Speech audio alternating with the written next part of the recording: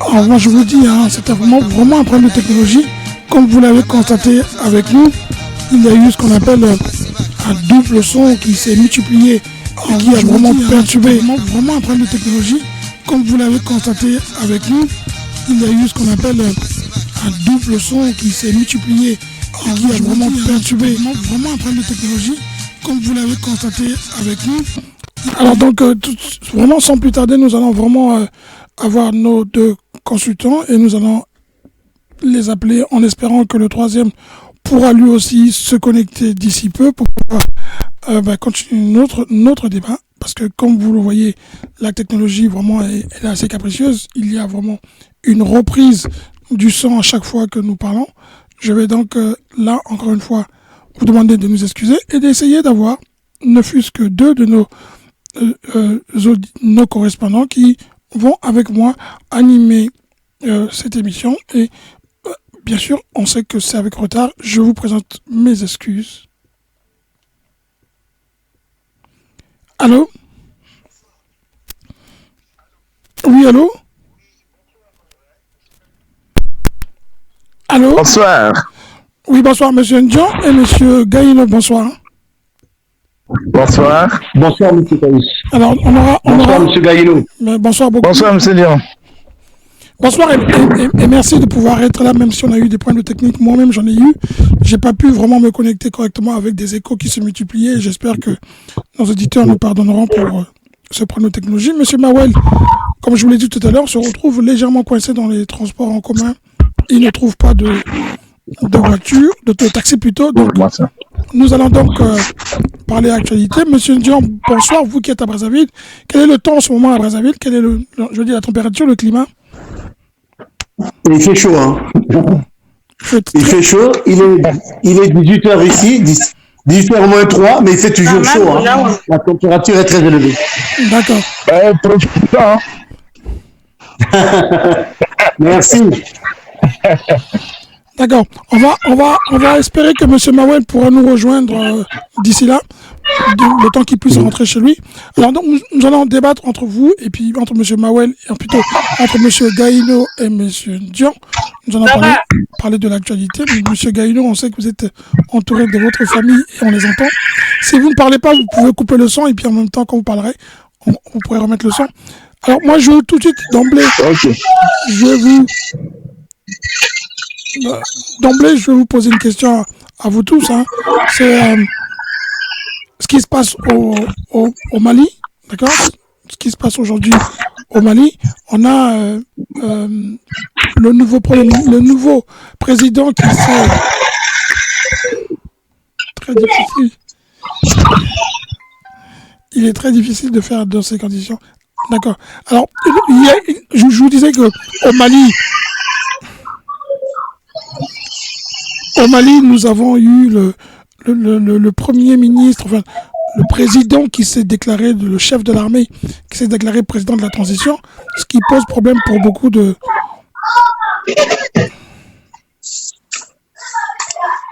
Allô?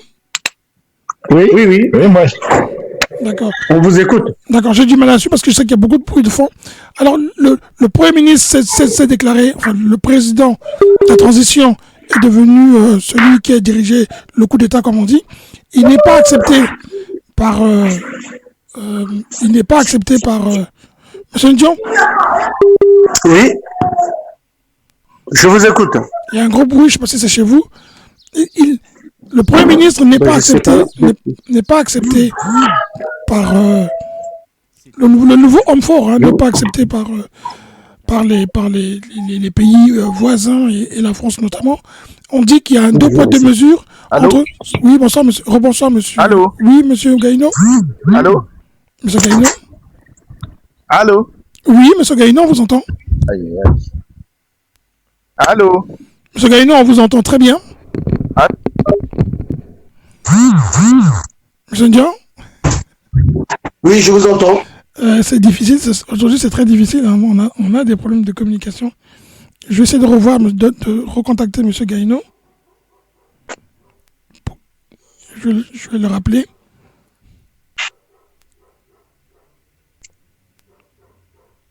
M. Gaïno? Oui, le problème c'est que avec WhatsApp, quand tu as un appel, écoute. D'accord. Alors, je disais, il y a eu donc le coup d'État au Mali, ou plutôt une reprise en main des premiers putschistes qui ont décidé de suspendre la transition et en prenant le pouvoir de facto. Ils sont condamnés par la France et la communauté internationale. Est-ce que vous pensez qu'il y a... Alors, il y a vraiment un bruit. C'est très difficile. Et moi, je suis dehors, mais c'est pas chez moi. Hein. D'accord. Monsieur John non plus. Moi non plus, parce que j'étais au salon. Bon, là, c'est bon, là, je suis rentré dans la chambre pour être tout seul. D'accord. Alors, question directe, hein, pour ne pas que ça me perturbe. Que pensez-vous de la situation au Mali? Bah, écoute, moi, je trouve que selon les raisons que les uns et les autres donnent, ça me paraît plus ou moins ambigu, mais je dirais pas normal, mais quand même, ça paraît pas ambigu parce que, vous voyez, c'est la démocratie qui est mise, qui est atteinte, parce que à partir du moment où, voilà, cette transition pourra peut-être se poursuivre, mais il faut savoir que cette façon de prendre le pouvoir, même si les raisons sont peut-être valables, parce qu'on ne voit pas les Maliens se manifester. On ne voit pas les Maliens se manifester, tout ça là. Donc, je suppose qu'ils ont compris ce qui se passe. Oui. Mais ce que je crains, c'est quand même la démocratie malienne. Alors, est-ce que ils pourront vraiment remettre les institutions en place telles que c'est prévu, ou est-ce que ce monsieur-là pourra toujours être le surveillant du pouvoir? C'est un peu ce qui fait peur. Vous savez qu'il a pris le pouvoir désormais. Désormais, il est président de la transition. Voilà. Donc, il a été reconnu par la Cour constitutionnelle. Il a été reconnu par la Cour constitutionnelle comme président du Mali. Bon, maintenant, le problème, c'est de savoir comment ça va se passer. Oui. Monsieur Ndian, qu'est-ce que vous pensez? Écoutez, un coup d'État, par définition, c'est toujours condamnable par rapport aux valeurs de la démocratie, mais quand c'est pas contesté par le peuple, quand ça épouse la volonté populaire, bon, à ce moment-là, on peut dire que c'est plus ou moins acceptable. Là n'est pas le problème.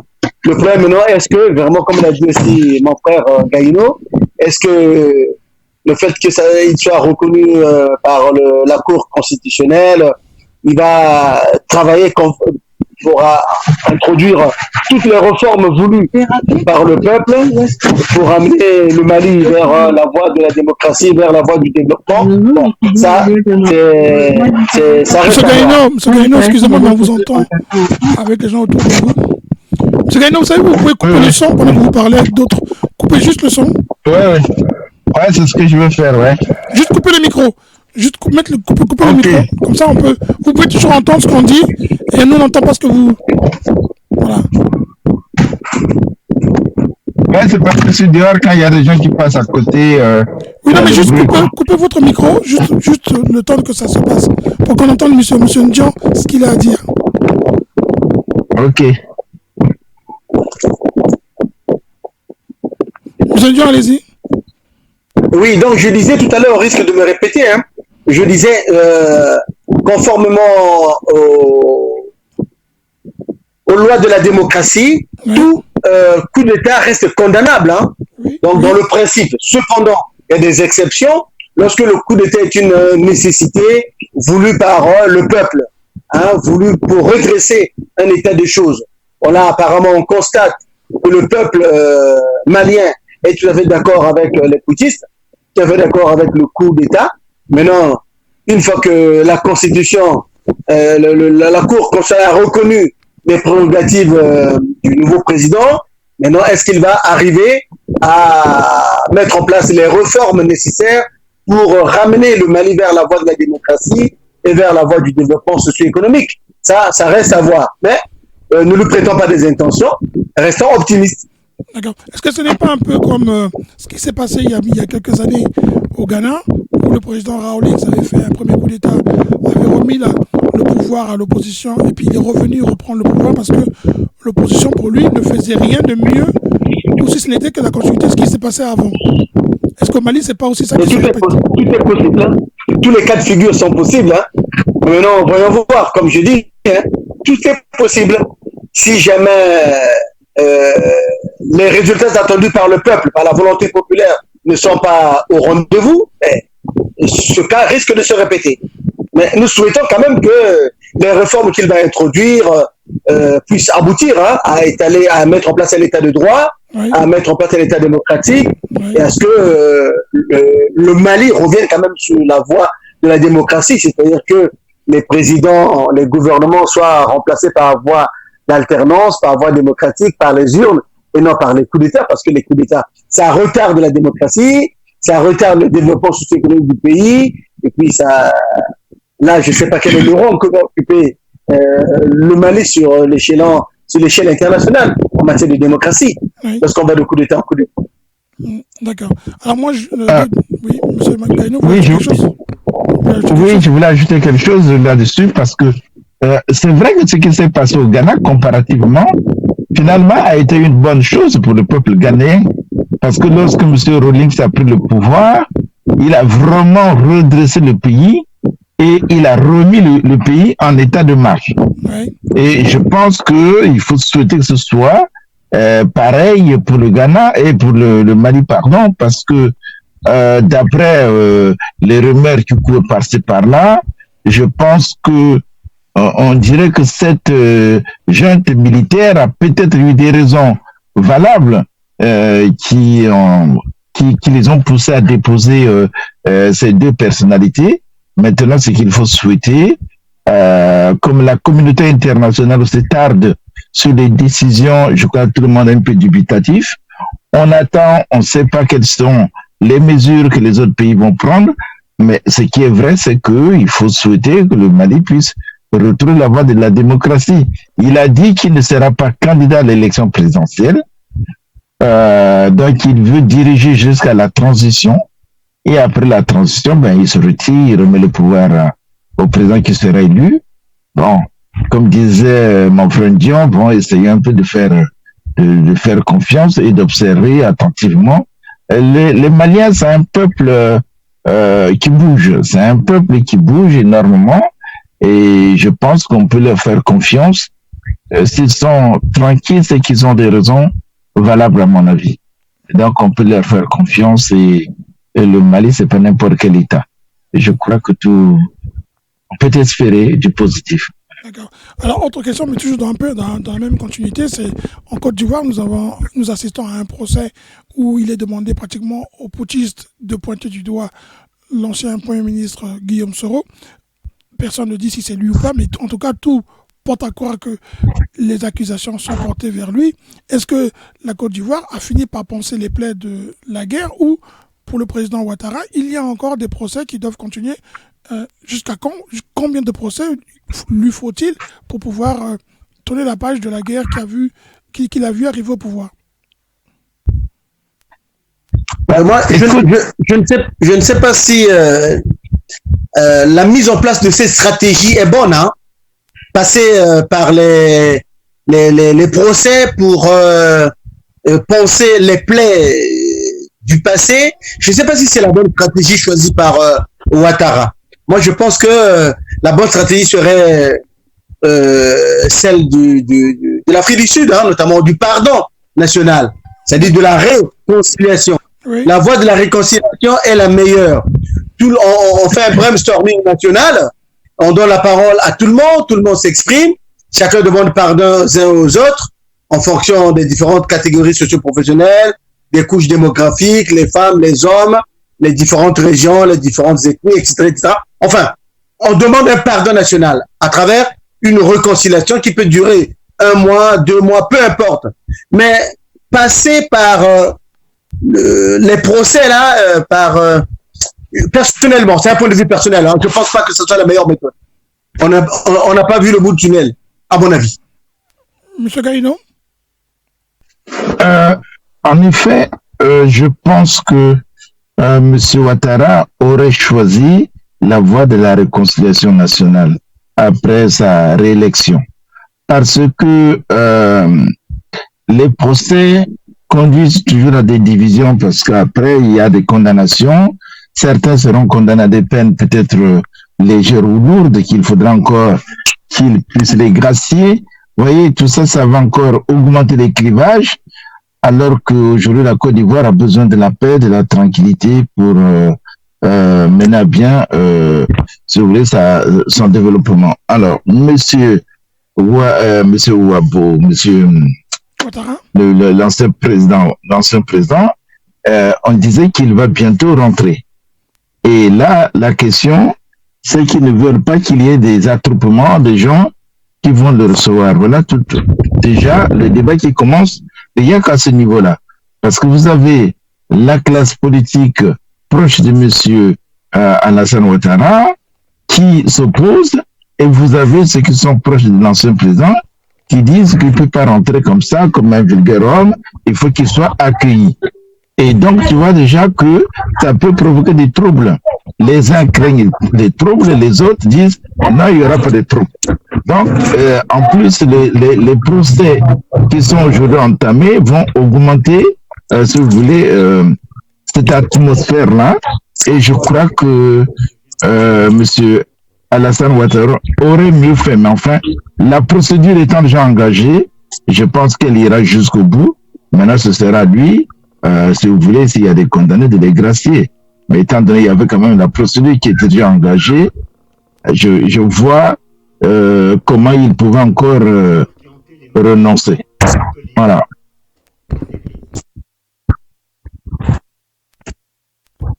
Est-ce que pour autant, les procès de Côte d'Ivoire ne sont pas nécessaires pour pouvoir, une fois pour toutes, connaître les responsabilités des uns et des autres, pour pouvoir avancer?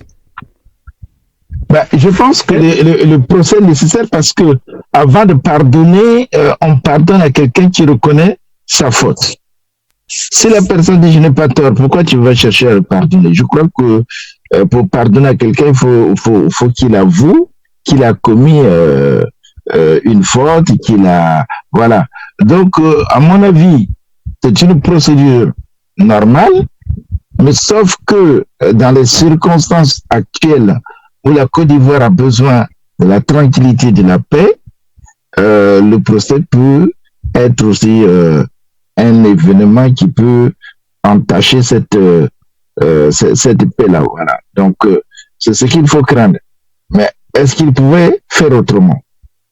C'est vraiment là, je n'ai pas la question. Et je n'ai pas la réponse, pardon. Est-ce qu'il peut faire autrement? Je n'en sais rien. Monsieur Ndiaye, qu'est-ce que vous pensez? Est-ce que c'est nécessaire pour pouvoir... Quelque part, on peut dire oui, quelque part, on peut dire non.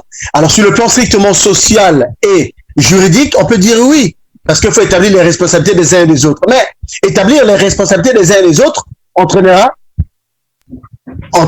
forcément appel à des sanctions. Est-ce que c'est ce que Ouattara veut? Est-ce que c'est ce que le peuple veut aujourd'hui? Parce que moi, je me dis que la solution devrait être politique et non socio-juridique. Politique, pourquoi? Parce que on demandera pur et simplement aux uns aux autres de faire un pardon général, un pardon national. Un pardon national, ça veut dire que nous reconnaissons, les uns et les autres vont reconnaître leur tort et on demande pardon aux différentes victimes. Maintenant, on peut mettre en place une politique d'indemnisation. Mais globalement, il faut dire qu'il faut demander pardon, il faut aller vers la voie de la réconciliation. Parce que la voie juridique, c'est bien pour établir les responsabilités, mais c'est pas bien parce que une fois que vous avez établi que X a raison, Y a tort, bon, est-ce que certains torts peuvent être réparés? Et ça sera une réparation comment? Sur le plan financier? Sur le plan politique? Sur le plan social? Sur le plan de la reconnaissance? Ça sera sur quel plan? C'est compliqué. Des gens qui sont morts. Des gens qui sont morts. Il y a beaucoup de morts, hein? Attention. Comment tu peux réparer une mort? Comment tu peux indemniser une mort? Bon, voilà. Si les victimes n'étaient que des dégâts matériels, il n'y a pas de souci, mais il y a des dégâts humains. Il y a eu beaucoup de pertes de vies humaines. Et c'est compliqué. Voilà pourquoi une solution générale à caractère politique est la meilleure. Les gens vont s'exprimer comme une sorte de conférence nationale, un brainstorming national, comme tu as dit. Chacun va parler. On va condamner, on va dire que voilà, X avait raison, Y avait tort. Mais ça reste sur le plan de la symbolique. Et après, on lave le linge sale en famille, on demande un pardon national, on laisse le cœur que tout le monde puisse s'exprimer. Pendant un mois, pendant 2 mois, tout le monde parle. Et après, on se demande pardon. C'est tout, comme on a fait chez nous. Au Congo, en 1992, je pense que ma mémoire me fait bon, le président de la République a pris sur lui. Il dit, j'assume. Tout le monde a pu parler, toutes les tenants se sont exprimés et on a fait une demande nationale, un pardon national. Moi, je pense que c'est là, aujourd'hui, c'est là que je vais terminer. La Côte d'Ivoire, je pense, n'a pas besoin des procès.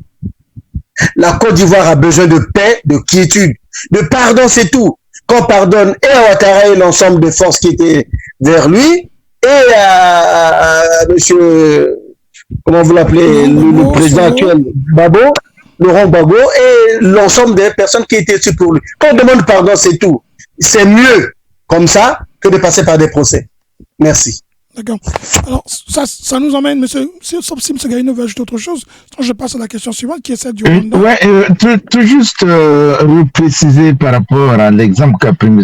Dion, que l'exemple du Congo, malheureusement, avec quelqu'un qui est venu, qui a déjà assumé, il n'a véritablement pas assumé, puisque l'exemple du Congo n'est pas bon, parce que, comme je disais tantôt, que pour pardonner, il faut d'abord que la personne avoue. Quand la personne avoue, quand la personne reconnaît ses erreurs ou ses fautes, en ce moment-là, on peut dire oui, on vous pardonne. Mais lorsque il n'y a pas de procès, lorsqu'il n'y a pas comment dirais-je, ce qui s'est passé en Afrique du Sud, c'est vraiment le modèle, si vous voulez, parce que quand même là, les gens venaient publiquement, ils reconnaissaient ce qu'ils ont fait, ils étaient accusés, et puis après, on a pardonné. Là, c'est bon. Mais ce qui s'est passé au Congo, ça n'a pas été vraiment le cas, parce que il n'y a pas eu des gens qui étaient accusés, qui ont reconnu ce qu'ils ont fait. Il y a eu que le président qui a dit, moi j'assume. Mais il a assumé quoi? M. Gaïno, sans pour autant faire son défenseur, ce que j'ai bien compris, c'est que pendant la conférence nationale, il a été l'un des principaux les plus accusés, en tout cas les plus acculés, et donc il est venu pour l'ensemble de la classe politique dire, comme dit M. Dion, j'assume pour tout le monde, puisque c'est moi le responsable, et que tout le monde se cache derrière moi, j'assume. C'est ce qu'il a dit. Oui, M. Cayus. Mais la preuve en est que le Congo est reparti toujours sur les mêmes voies. Oui, il ne pouvait pas assumer les erreurs. Tu ne peux pas assumer les erreurs des uns des autres. Tu dois assumer ce dont tu es responsable. Et c'est là le problème. Ce que je voulais dire tout simplement pour le cas du Congo. Oui. Il n'y a pas eu des gens qui étaient acteurs de ces crimes qu'on a accusés et qui ont reconnu leurs crimes. Il n'y a pas eu ces gens-là. C'est ces gens-là. Si le forum était un forum des accusés où chacun vient et dit, bon, oui, je reconnais avoir fait ça, oui, ça c'était moi, je vous demande pardon, ça c'est différent. Mais là, est-ce que c'est parce qu'on reproche un peu à Ouattara d'aller dans les détails, et les détails font que plusieurs blessures peuvent surgir et peuvent devenir plus graves qu'on ne l'imagine? C'est pas un peu ça que l'Afrique du Sud a fait, de dire, bon... Ça dépend. Est-ce que le Congo ou d'autres pays doivent à chaque fois copier ce qui se fait ailleurs, ou bien s'adapter à son propre pays pour éviter... Non, à chaque situation... La particularité, M. Cayus, du Congo, c'est que le Congo sortait d'une situation de monopartisme. Oui. OK? Où il y a un seul parti qui est au pouvoir depuis des années et des années, pour être précis, 69 plutôt, jusqu'en 1992. Un seul parti. Et donc, une entente politique pour faire en sorte, mais écoutez, il faut qu'il y ait une seule personne qui incarne l'ensemble de la nation, qui incarne l'ensemble du pouvoir, qui incarne l'ensemble du parti qui était au pouvoir, qui a géré le pays avec son bon côté et son mauvais côté. Voilà pourquoi son Excellence, le président Denis Sassou Nguesso a dit, j'assume au nom de ce parti qui a dirigé le pays depuis des années et des années. Telle n'est pas la situation au niveau de la Côte d'Ivoire. Nous sommes dans un multipartisme déjà en Côte d'Ivoire. Donc il y a beaucoup de responsabilités. Rentrer dans le détail, comme il le fait là, individu par individu, catégorie socio-professionnelle par catégorie socio-professionnelle, parti politique par parti politique. On n'est pas sorti de l'auberge, hein. C'est trop compliqué. Après, il sera obligé, au nom de la loi, de tirer les conséquences, les sanctions, et c'est compliqué. Après, vous avez les sanctions, bon, on peut dire les gens. alors que nous devrons aller vers le pardon. D'accord. Merci. Monsieur Ndian, ce que dit M. Gaïno pour en terminer, est-ce que ce n'est pas aussi là le côté un peu stratège du président Sassou que de dire on ne va pas rentrer dans les détails, bon, on se demande tous pardon et on assume. Malheureusement, 5 ans après, il y a une guerre qui éclate.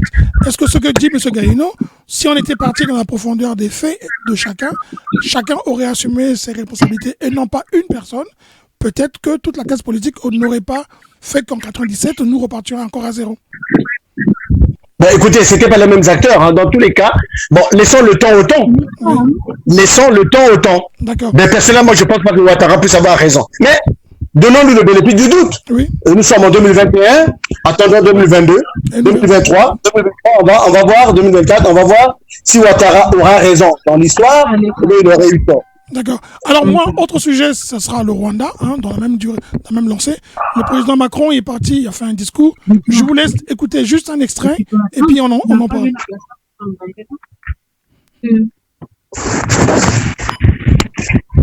Non, c'est pas ça.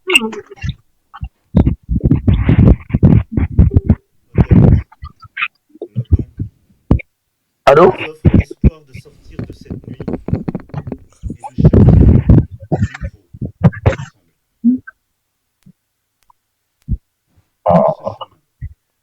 Ce que vous n'écoutez pas? C'est entrecoupé. Hein.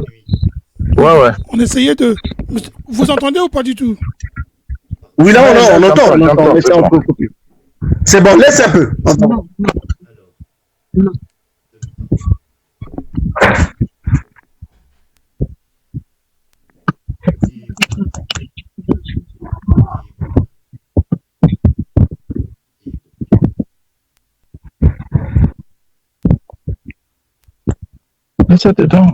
Vous avez entendu, c'est monsieur le président Macron qui dit que je viens modestement demander pardon pour les erreurs qui ont été commises pendant le génocide rwandais. Est-ce que ce n'est pas ça qui fait que aussi l'Afrique peut sortir, je veux dire un peu grandir, de pouvoir accepter que le pardon puisse se faire, non pas comme on le veuille, mais qui permette de réconcilier les uns et les autres? Est-ce que ce que fait la France là au Rwanda n'est pas acceptable?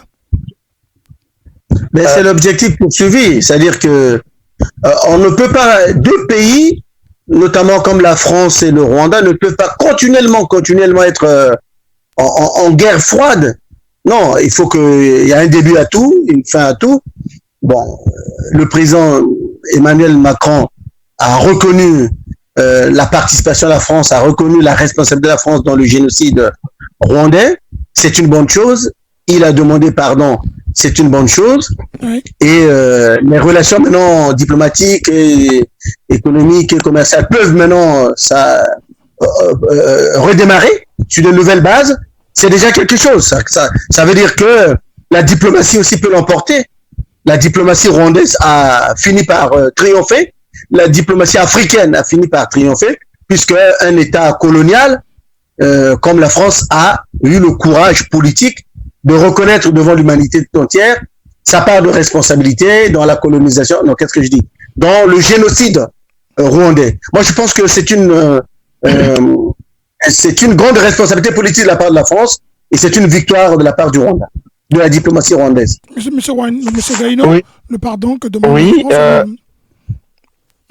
Oui, mais je pense que ce qui s'est passé au Rwanda, c'est un exemple à suivre parce que c'est très bien dit. Je crois que M. Macron a eu un bon langage.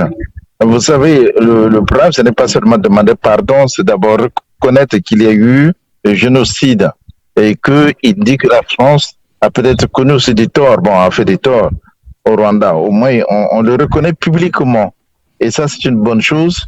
Et je pense que, comme on dit, les événements, il faut bien sûr, on les oublie pas, mais il faut savoir avancer. Il faut avancer et le Rwanda veut bien avancer. Donc, c'est pour ça que je crois que la démarche entamée par les deux pays pour se réconcilier afin de pouvoir avancer est une bonne démarche. Vous voyez qu'on ne peut pas rester seulement sur les événements passés, il faut avancer. Il faut que les gens se comprennent. Quand les uns et les autres acceptent leurs torts, on finit par s'entendre et puis éviter ce qui pourrait encore arriver quelque part. Je crois que ce qui s'est passé au Rwanda, c'est une bonne chose. Alors, dernière question sur ce sujet. Pourquoi ce qui est acceptable au Rwanda, vous avez le Premier ministre rwandais, enfin le président qui ne se déplace pas à l'aéroport et qui fait recevoir le président français par un ministre. On l'a vu à l'époque de Thomas Sankara, cela avait provoqué un tollé. Pourquoi le Rwanda, lui, il obtient ce privilège-là et pourquoi le Rwanda, on arrive à demander pardon et dans d'autres pays où la colonisation a vraiment fait des dégâts, le pardon n'est pas accepté et quand le Tchad, il y a un coup d'État, il est compris, au Mali, il n'est pas compris. Comment vous pouvez expliquer ça? Comment le coup d'État où? Au Mali. Le coup d'État au Tchad, il est compris, au Mali, il n'est pas compris. Voilà. Et pourquoi le Rwanda a ce privilège-là où la France peut reconnaître que le président Kagame est un bon leader alors qu'il aurait été reçu ailleurs par un ministre, ça aurait provoqué un tollé. Pourquoi lui, on reconnaît qu'on peut demander pardon, mais pas ailleurs alors que la colonisation a vraiment fait plus de dégâts qu'on en a fait le génocide rwandais? Mais les situations ne sont pas comparables, hein. Parce qu'au Rwanda, il y a eu un génocide et il y a eu la présence des Français qui étaient là, qui ont laissé le génocide se dérouler devant leurs yeux. Et la colonisation donc, c'est pas la même chose. La colonisation n'est pas française. Attends, mais j'en arrive. D'accord. Mais par contre, pour ce qui concerne la colonisation, c'est vrai que ça aussi, c'est la responsabilité des États. Les États africains, les États colonisés, vous voyez déjà la loi de Madame Taubira qui a permis quand même de reconnaître que l'esclavage était un génocide. Oui. C'est déjà une bonne loi. Vous voyez que mais les États africains eux-mêmes, quelle démarche ont-ils déjà menée? Est-ce que les États africains aujourd'hui ont décrété une journée de faire, par exemple, de se rappeler de ces événements dramatiques qu'ont vécu les Africains? Non, je pense que c'est d'abord au peuple africain eux-mêmes de prendre conscience de tous ces événements-là. Parce que nous n'avons pas pris conscience ni même de l'esclavage, ni même du néocolonialisme. Et donc la colonisation, nous l'avons avec nous, nous l'avons subi, mais nous n'avons pas pris conscience que certains événements, pour que les autres, ceux qui nous ont colonisés, puissent prendre conscience, mais c'est d'abord nous. Nous n'avons rien revendiqué à ce niveau-là. La preuve est que même l'esclavage, on ne reconnaît pas. Voyez, donc je crois que tout ce qui se passe au Rwanda, ce qui s'est passé au Rwanda, vous voyez la démarche menée par M. Kagame, et il y a des enquêtes qui ont été menées, mais c'est parce que le Rwanda lui-même, comme pays, était engagé pour connaître la vérité. La preuve est que depuis le génocide, le Rwanda est resté coupé de la France. Il n'y a pas eu de représentation diplomatique. D'accord. Tu vois? D'accord. C'est déjà une bonne chose. Voilà. D'accord. Monsieur Ndiaye, moi, je pense que sur ce point. Oui, sur ce point, je m'arrêterai sur l'aspect du Rwanda. Au-delà de la dimension historique, il y a aussi le problème du rapport de force. Aujourd'hui, le rapport de force n'est pas en faveur de la France, comparativement au Rwanda. Je rappelle, comme l'a si bien le dire mon frère M. Gaïno, que le Rwanda a pris une décision historique, quitter la francophonie, abandonner l'utilisation de la langue française pour la langue anglaise. Ben, il n'y en a pas deux dans le monde qui ont fait ça. Nous sommes des Congolais, mais s'il faut se rapprocher un peu de la situation congolaise, regardez même notre capitale continue à porter le nom de Pierre Savorgneau de Brazza, sous prétexte que ce serait lui qui aurait découvert la ville de Brazzaville, mon œil, alors que Brazzaville avait un nom, Mpoaville avait son nom avant, même s'il venait pas, mais la ville de Brazzaville aurait existé toujours. Les Bateke existaient là depuis la nuit des temps, et à Brazzaville et en face à Kinshasa. Regardez la RDC, ils ont eu le courage. Ça s'appelait Kinshasa avant, avec la colonisation. Donc, ils ont appelé Léopoldville, mais une fois qu'ils ont eu leur indépendance, ils ont pris leur courage à deux-mêmes, M. Gaïno. Ils ont pris leur courage à deux-mêmes, ils disent, on rebaptise notre capitale comme c'était avant l'arrivée du blanc. On a remis ça à Kinshasa. OK? Bon, nous, c'était quoi avant? C'était Mpoaville ou autre chose? Bon, la colonisation est arrivée avec l'arrivée de Pierre Savorgné de Brazza. On a baptisé notre ville Brazzaville. Ben, depuis 1960, on a eu notre indépendance. Hein. Mais continue-tu à subir? Tel n'est pas le cas pour le Rwanda. Ils ont pris leur décision. Ils ont dit la France, vous avez été de beaucoup dans le G. Vous étiez chez nous. Nous utilisons votre langue. Et vous avez laissé passer, laissé faire. Vous avez joué le rôle du gendarme ou du policier en laissant faire le génocide. Ah non, non, non. Nous, on prend notre destin en main. On quitte la zone de la francophonie, on quitte l'utilisation et on rend les relations avec vous. Et voilà. C'est donc, ils sont par rapport au rapport de force, ils sont en position de force vis-à-vis de la France. Il est tout à fait normal que son Excellence le président Emmanuel Macron reconnaisse cela, vienne sur le sol rwandais reconnaître la part de la France dans le génocide et demander pardon. Donc, le rapport de force joue aussi de beaucoup au regard de ce que vient de dire M. Gaïno. D'accord. Gaïno. D'accord. Alors, nous entamons là notre deuxième partie, donc je vais laisser les autres questions pour la prochaine fois, mais je vais quand même poser une des questions qui est posée par tout le monde. Hein. On est là au Congo-Brazzaville, on a vu une nouvelle nomination qui a porté, évidemment, qui a créé débat. On en a déjà eu une additive qui a été faite le soir même de la publication du gouvernement. Et là, après, il y a eu une autre. On a nommé un ministre d'État qui n'est pas un des moindres, c'est M. Gilbert Rondongo, un pilier du pouvoir. Est-ce qu'on va encore s'attendre comme ça à plusieurs additifs? Avant que vous ne puissiez répondre à cette question, moi, je vais vous faire écouter un peu ce qui a porté débat. C'est en même temps la vidéo qui a circulé sur le net sur ce que dit le ministre Gilbert Rondongo.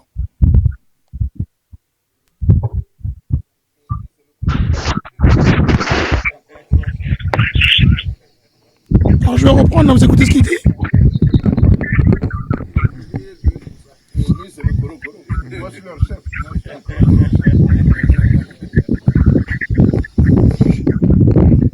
Vous avez suivi, hein, le ministre qui parle des Comores. Est-ce que avant qu'on arrive là, est-ce que nous avons d'autres listes additives, que vous ne pouvez pas le dire, mais est-ce que les listes additives correspondent un peu au mode de gestion de notre constitution congolaise?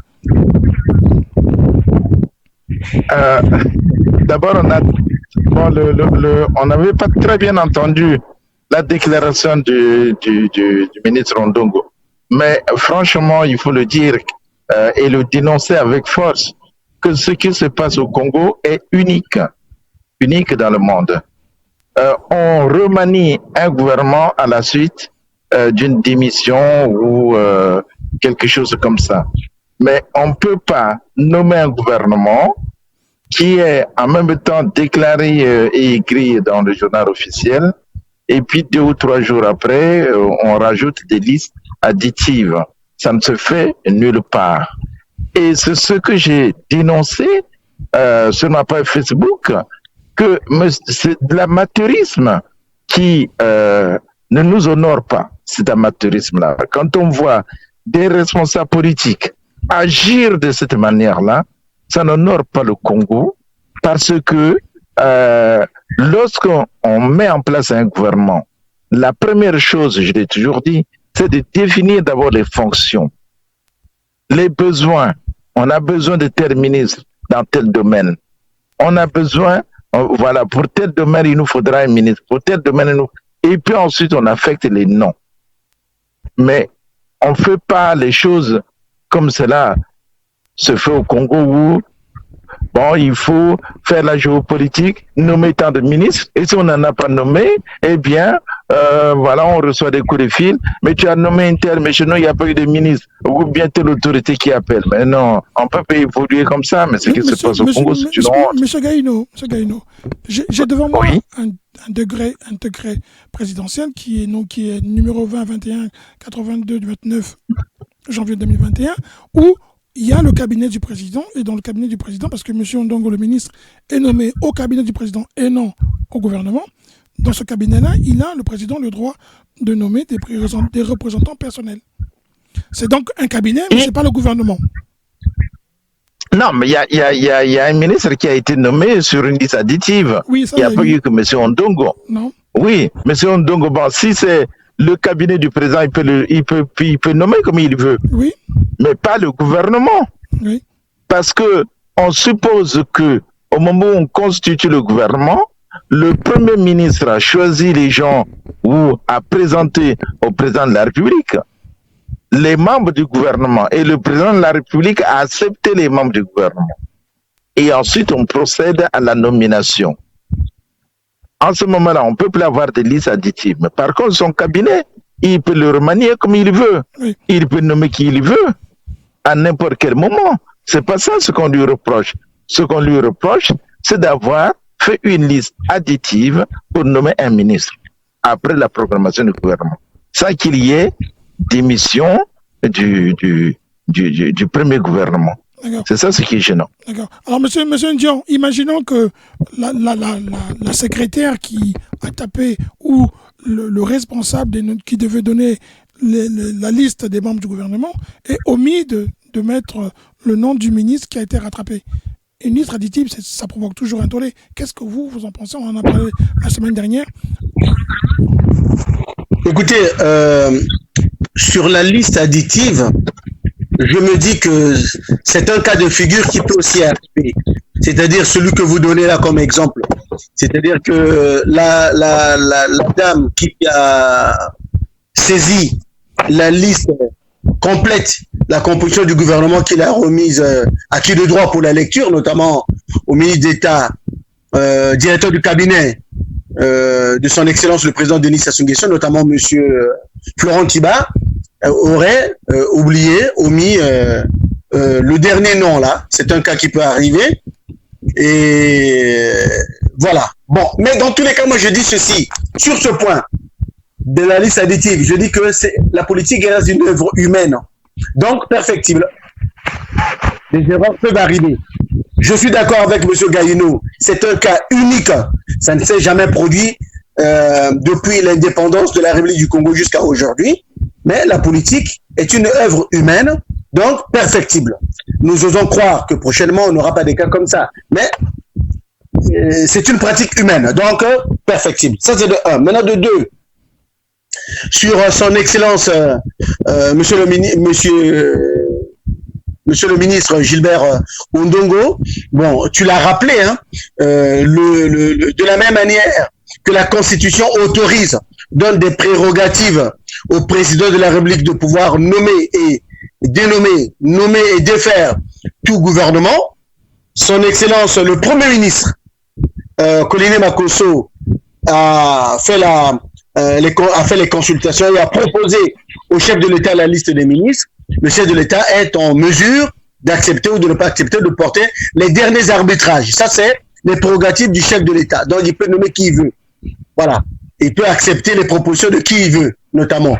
Mais en ce qui concerne la nomination de Gilbert Ondongo, en tant que représentant personnel, c'est ça, hein, oui, du chef de l'État, concernant toutes les problématiques, les programmes économiques, il est chargé de quoi? Je me rappelle bien, chargé du suivi, du contrôle, d'évaluation, du plan et des programmes et des plans, etc. Hein? Oui. Voilà.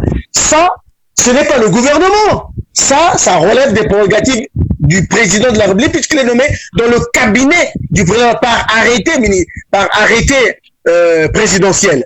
Donc ça, il n'y a pas faute là-dessus. Il n'y a même pas de débat, quoi. Le chef de l'État peut nommer n'importe qui comme représentant personnel sur une problématique précise. Par contre, l'audio que tu nous as fait entendre, M. Cayus, oui. Bon, là, il faut dire tout simplement que les propos tenus par M. Gilbert Ondongo n'engagent que lui. Mais je vais peut-être être là, peut-être encore faire la défense. Vous savez que nous avons un gros problème, c'est que ceux qui enregistrent très souvent s'arrangent à prendre une partie, à la distribuer dans les réseaux sociaux et à ne pas permettre qu'on puisse dire le contexte dans lequel la personne dit ce qu'elle a dit.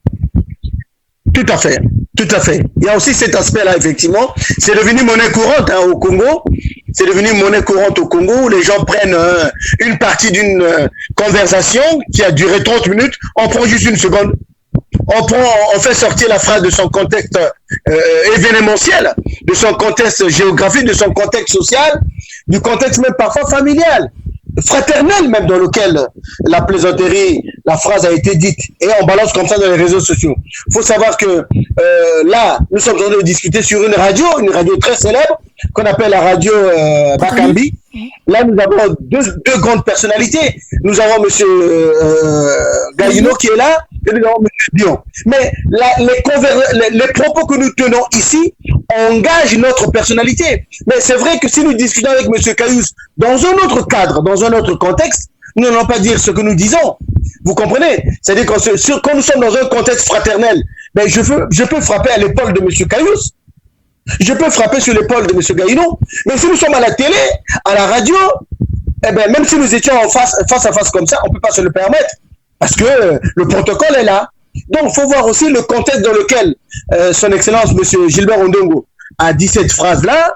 Est-ce que c'était sorti de ce contexte? Est-ce que c'est dans un contexte familial restreint où on peut plaisanter? Vous savez, tout le monde peut plaisanter. Réponse à une plaisanterie, réponse à une autre plaisanterie, et puis voilà, et qui sort. Monsieur Gaïno, qu'est-ce que vous voulez? Qu'est-ce que vous pensez? J'ai pas vraiment écouté mais je peux vous la refaire, la repasser. Oui, il faudra me la refaire, mais dans tous les cas, je crois que lorsqu'on fait une déclaration, surtout quand on est responsable, on doit avoir de retenue. On ne peut pas se permettre de dire n'importe quoi. C'est vrai que les journalistes ont tendance à prendre des mots-clés, une phrase clé, et on fait des commentaires dessus. Oui. Ça arrive. Mais attention, c'est parce que justement celui qui a dit n'a pas su placer les mots qu'il fallait. Parce que lorsqu'on est responsable politique, il faut faire extrêmement attention à ce que l'on dit. Quand on est responsable politique, on n'a plus d'espace privé, ce que vous voulez dire. Voilà. On n'a plus d'espace privé, il faut faire attention à ce que l'on dit. Et lorsqu'on dit n'importe quoi, effectivement, les gens ont le droit de commenter. On peut pas pardonner certaines bévues. Bon, maintenant, pour revenir un peu sur ce que monsieur dit, voilà, c'est la politique, on peut se tromper, Non, vous savez, il y a des choses que l'on fait qui peuvent vous rendre ridicule. Parce que on dirige un pays, on dirige des âmes, on s'amuse pas, on fait pas de n'importe quoi. Quand on fait quelque chose, on doit mettre tout le sérieux possible. On peut pas oublier le nom d'un ministre qu'on a déjà nommé. Parce qu'une fois on a nommé, on tape, on vérifie, on fait tout avant d'envoyer à la lecture. Et le Premier ministre aussi, il savait qu'il va travailler. Donc lorsqu'on va programmer le gouvernement, le Premier ministre a déjà sa feuille, le président de la République a déjà sa feuille. Donc on ne peut pas dire qu'on a oublié. Mais non. Et tout le monde sait, on ne va pas rentrer dans le petit détail de ce qui se dit à l'oreille. On sait pourquoi il a été nommé et comment. Monsieur Gaïno est très bien informé. Ben, écoute, on est tous informés. Mais malheureusement, comme on n'a pas... on peut toujours dire que tout ce qu'on entend n'est pas toujours crédible. Donc, on ne peut pas se permettre de le dire à la radio, puisque tout le monde l'écoute. Mais ce qui est vrai, c'est que, quand même, lorsqu'on regarde comment cela s'est fait, on doit écarter le mot oubli. Il n'y a pas eu d'oubli. Pas du tout. D'accord. Logiquement, c'est un fait qui relève de quoi?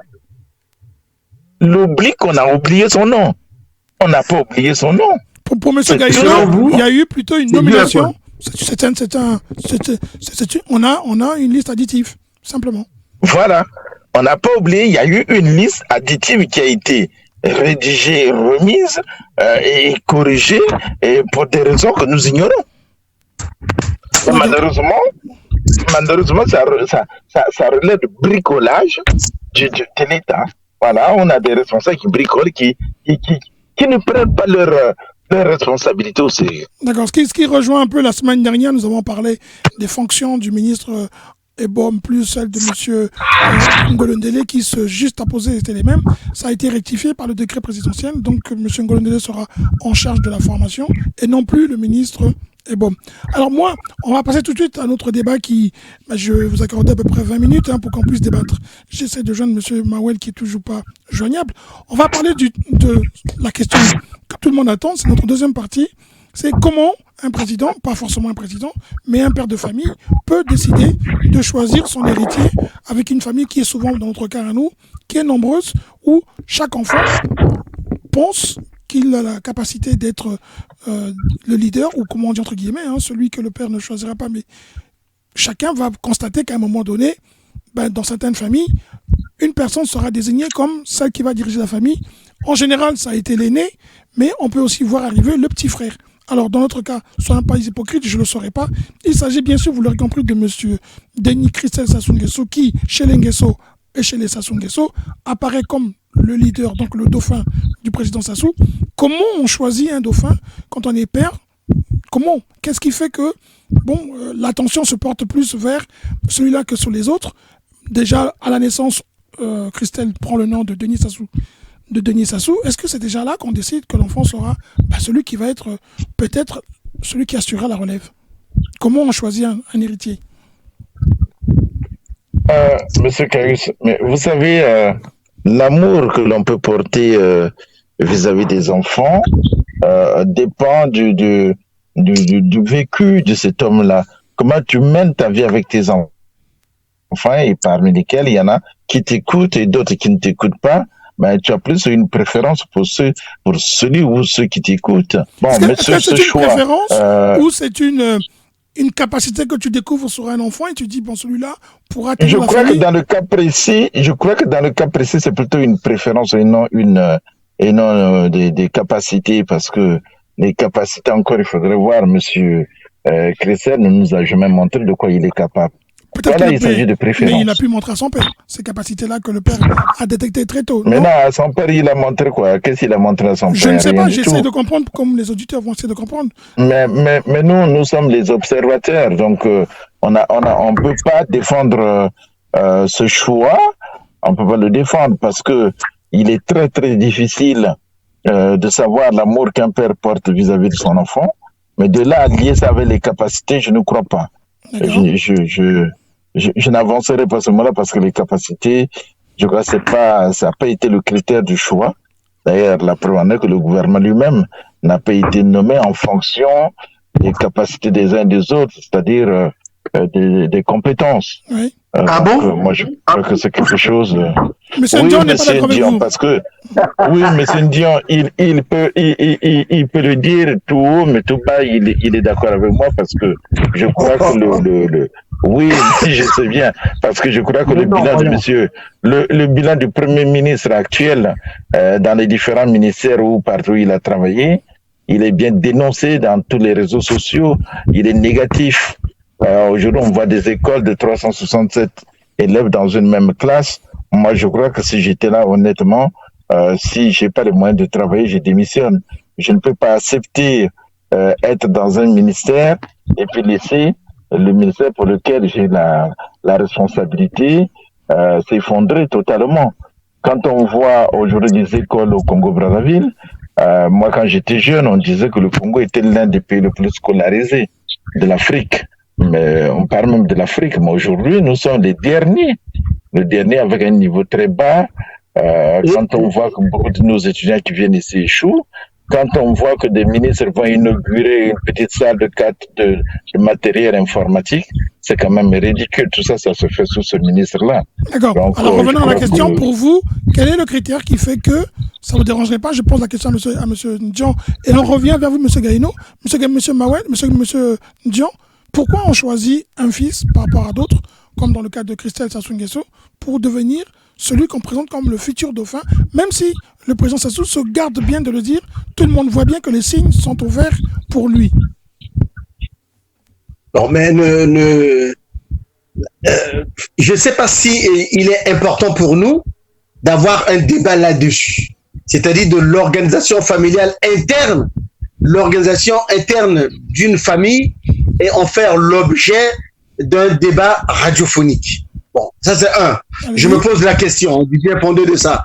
Par contre, je persiste et je signe, je dis que son Excellence, Monsieur Denis, l'honorable, actuellement son Excellence, Monsieur le ministre Denis Christelle Sassou Nguesso reste jusqu'à preuve de contraire un citoyen congolais qui a des compétences, qui a des qualités, que ce soit sur le plan politique, membre du bureau politique comité central du Parti congolais du travail, que ce soit sur le plan humanitaire, associatif et culturel, il a fait ses preuves avec, bien sûr, la Fondation Perspective d'Avenir, où il a envoyé, il a fait beaucoup d'actions humanitaires, dont la plus importante, c'est l'octroi des bourses à des milliers et des milliers de citoyens congolais. Monsieur Ndian, je ne serais pas d'accord avec vous sur ce point-là, parce que beaucoup de familles ont porté plainte, même si leurs plaintes n'ont pas été au tribunal.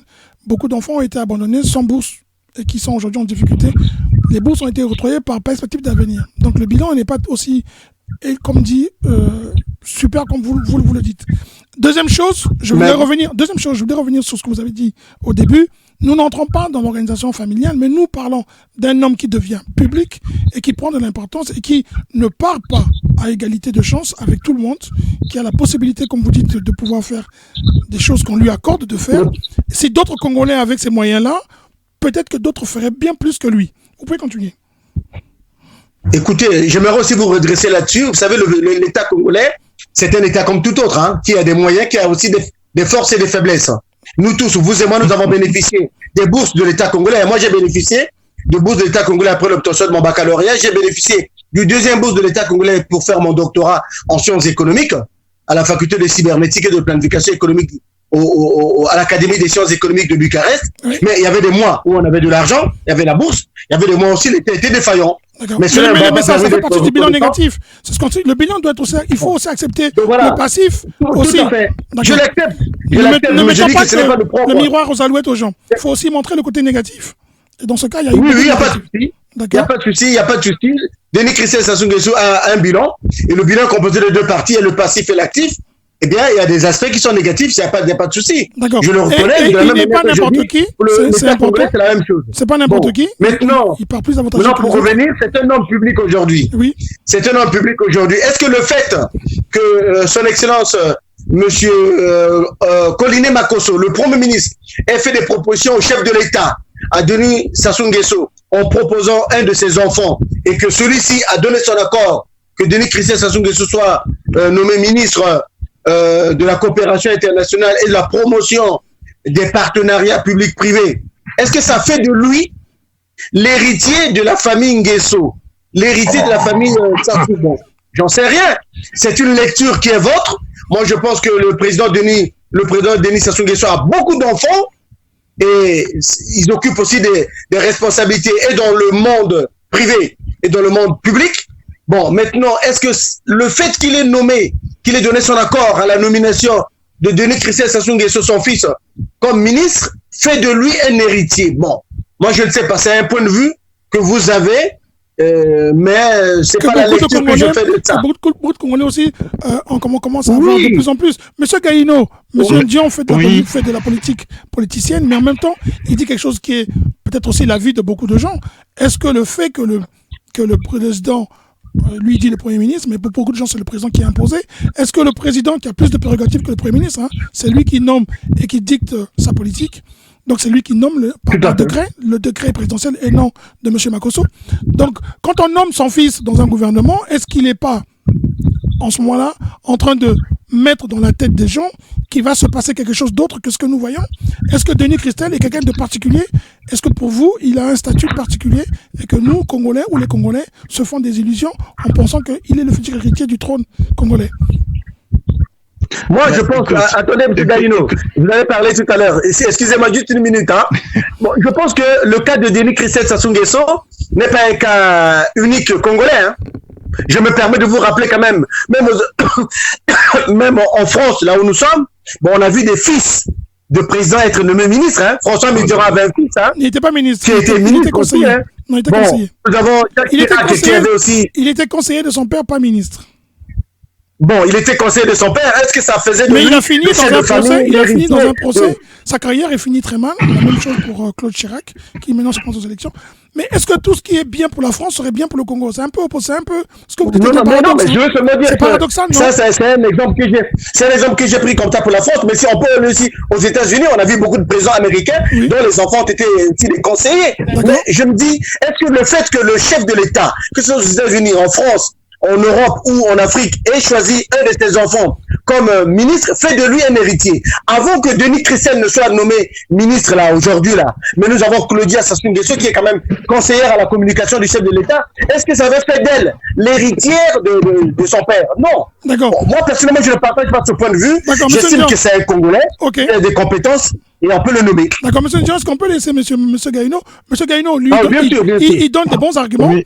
Est-ce que le fait qu'il soit le fils du président, est-ce que le fait qu'il soit, on va pas dire, il compare avec la sœur, est-ce que ça veut dire qu'il est successeur du président? Ou est-ce que c'est juste un Congolais qui a des compétences qu'il veut faire valoir pour aider le pays à se développer? Écoutez, moi, ce qui me fait rire, c'est la comparaison. Et on dit comparaison n'est pas raison. Et quand je vois M. Ndion comparer, dire que voilà, Mitterrand avait nommé son fils ministre ou conseiller, et que voilà, pour Sassou Nguesso, ce serait la même chose, non. Faut pas franchement s'amuser à ce niveau-là, parce qu'on est dans un pays démocratique. La France est un pays démocratique connu. Et tout le monde sait que, même si M. Mitterrand a vu ça aux États-Unis, hein, avec Bush père, Bush fils, mais il est élu par le peuple et une élection démocratique, transparente, où personne ne conteste. Mais dans notre cas, c'est pas pareil. Pour le choix de Christel, je pense que Sassou Nguesso n'avait pas un autre choix que de prendre Christel, parce que bon, il a envoyé déjà en formation tout ça là. Et c'est une forme d'initiation qu'il est en train de faire. Une forme d'initiation, parce que, vous savez, Monsieur Sassou Nguesso, c'est quelqu'un qui vit du copiage. Il aime faire les copier-coller, et il sait que dans d'autres pays, voilà, on a préparé les fils qui ont pris la succession de leur père, ont été des anciens ministres, avaient été nommés ministres par leur père. Ben lui, il fait la même chose. Donc, il n'y a plus de doute qu'il le prépare à sa relève. Il n'y a plus de doute. Parce que, est-ce que, d'abord, le poste qu'il lui a attribué est lui-même indicatif de cette vision-là? Parce qu'on peut pas, il l'a pas nommé comme ça, il a nommé un poste clé, ministre, presque ministre des Affaires étrangères, hein, presque. Donc, il va même faire l'ombre. Il va même faire l'ombre. Oui, mais presque. Parce que s'occuper de la coopération internationale, c'est-à-dire qu'il va faire l'ombre au ministre des Affaires étrangères. Vous voyez, jusqu'où va la frontière? Jusqu'où? Donc, vous voyez que lorsque... Mais pourquoi vous parlez pas de notre parti? On n'a même pas besoin de faire beaucoup d'analyse là-dessus. Mais c'est un nouveau ministère, c'est plus ou moins aussi un nouveau ministère qui a été créé, le ministère de la promotion des partenariats publics-privés, ça n'a jamais existé au Congo. Pourquoi vous n'en parlez pas? Pour une fin, pourquoi on a créé ce ministère-là? Parce que justement, il fallait le confier à celui qu'on prépare. Qu'est-ce qu'on met dans ce ministère? Qu'est-ce qu'on dit dans le privé partenariat? Ça veut dire que toutes les affaires, tout ce qu'on va traiter comme dossier économique passera par ce ministère-là. Monsieur sera au courant. Donc, il sera renseigné, il saura tout. En fait, il est au centre du tout. Est-ce que c'est un vice-premier ministre bis, vous direz? Mais non, voyons. C'est vraiment, si tu veux, quand on regarde les fonctions qui lui sont attribuées, c'est un vice-premier ministre. Mais non, pas du tout. Monsieur Ndion, qu'est-ce que vous pensez? C'est un vice-premier ministre? Non, pas du tout. En fonction parce du que portefeuille, Monsieur Ndion, pardon, vous êtes économiste? Oui. Restons dans votre domaine. Ce que dit M. Gaïno, ce que d'autres, pas moi, mais ce que pensent les auditeurs, on va pas. Est-ce que vous pensez que le ministre de la coopération parce qu'on lui donne la coopération internationale et on lui donne public, privé, partenariat, tout ce que les gens peuvent faire aujourd'hui dans le domaine économique passera forcément que par lui. Est-ce que vous pensez que c'est pas forcément. En tant qu'économiste, pensez-vous que oui ou non? Il gère tous les ministères. Oui, monsieur Kayous, je vous réponds en tant qu'économiste. Allez-y, oui, une bonne partie, oui. une bonne partie, oui, passera par lui, parce que tout simplement aujourd'hui, le public, le secteur public dans tous les pays du monde entier. Mais non, c'est pas que privé, c'est privé aussi. Hein. C'est public et privé. C'est pas. C'est les deux. Oui, mais laissez-moi aller jusqu'au fond de mon raisonnement. Je vous dis ceci. Aujourd'hui, dans le financement des investissements, eh bien, le secteur public, le secteur étatique a montré ses limites dans tous les pays du monde entier. Et donc, vient à la rescousse ce qu'on appelle le secteur privé. Et donc, les partenariats publics-privés sont aujourd'hui un levier important pour permettre le financement des investissements. Permettez-moi une parenthèse. Mais non de deux. Monsieur Ndion, permettez-moi une légère parenthèse. Aujourd'hui, il y a des études qui montrent que ce n'est pas le secteur public qui a failli, c'est l'État qui a cessé d'investir, par exemple dans l'éducation nationale, dans la santé. On dit l'État, c'est le secteur public aussi. Oui, mais ce n'est pas une faillite du secteur public. C'est une décision de l'État, comme disent les Américains, d'investir dans le privé et de permettre au privé de prendre le contrôle du secteur public. Ça, c'est pour les États-Unis. Mais en ce qui concerne l'Afrique, nous sommes tous convaincus. Ça, c'est pour les États-Unis. Par contre, en ce qui concerne l'Afrique, nous sommes tous convenus. Et pire encore pour le Congo. Parce que le Congolais, même dans sa formation scolaire et universitaire, il pense jusqu'à aujourd'hui que le seul pourvoyeur d'emploi, le seul créateur d'emploi, c'est l'État. Or, nous savons que l'État est défaillant. L'État a ses limites. Nous pouvons aussi travailler, contribuer au développement socio-économique d'un pays à travers le secteur privé. Comme dit M. Gaïno, c'est une culture. C'est une culture. Oui, allez-y. S'il vous plaît. Monsieur, on le laisse, allez-y. Mais je vais juste préciser. M. Gaïno, prenez votre temps. Calmez-vous. Allez-y, M. Gaïno, laissez-le finir. M. Gaïno, s'il vous plaît. Allez-y, M. Ndion, allez-y. Je vous dis que M. Denis Kressel Sassou Nguesso, ministre de la coopération internationale et la promotion des partenariats publics-privés, n'est pas le vice-premier ministre. Pourquoi je le dis? Il est vrai. Je suis d'accord avec M. Caillou sur ce point. Une bonne partie du financement de l'économie nationale, du financement de la croissance, du financement des passe par ce partenariat, passe par la coopération internationale. Cependant, n'oublions pas que dans le financement de l'économie nationale, nous avons également le ministère des Finances qui existe, le ministère de l'économie qui existe, le ministère du budget qui existe. Donc vous ne pouvez pas dire que tout passera par la coopération internationale et la promotion des partenariats publics-privés. C'est faux. Ça, c'est de un. Mais non, de deux, il faut savoir que dans la structure, dans la composition du gouvernement, de son excellence, le Premier ministre Anatole Makosso, il y a, outre lui comme Premier ministre, nous avons ce qu'on appelle des ministres d'État. Et après, nous avons des ministres. Ensuite, nous avons des ministres délégués. Denis Kressel Sassou Nguesso est-il ministre d'État? Non. C'est un ministre, c'est tout. Donc, vous ne pouvez pas aujourd'hui, sur quel argument farfelu, dire que M. Denis Kressel Sassou Nguesso farfelu, c'est un peu trop dire. Nous regardons les prérogatives. Bon, excusez-moi, je retire le mot farfelu, mais c'est une affirmation, je dirais, gratuite de votre part. Il est simple ministre de la coopération internationale. Bon, maintenant, entre lui et Jean-Claude Ngakosso, en ce qui concerne l'image internationale du Congo, bon, il y aura peut-être des petits chevauchements, mais je pense qu'ils auront la sagesse de pouvoir délimiter la partie affaires étrangères et la partie coopération internationale. De la même manière qu'on a corrigé en ce qui concerne Hugues Ngolodélé et puis l'autre sur... voilà. Donc... voilà mon argumentaire. Voilà, mais M. Gaïno, est-ce que, à partir du moment où tout ce qui est affaires, tout ce qui est, comme on dit, affaires, le mot c'est business, est dans les mains d'une personne... Économie. Non, c'est pas économie, c'est les affaires. M. Kressel va gérer les affaires.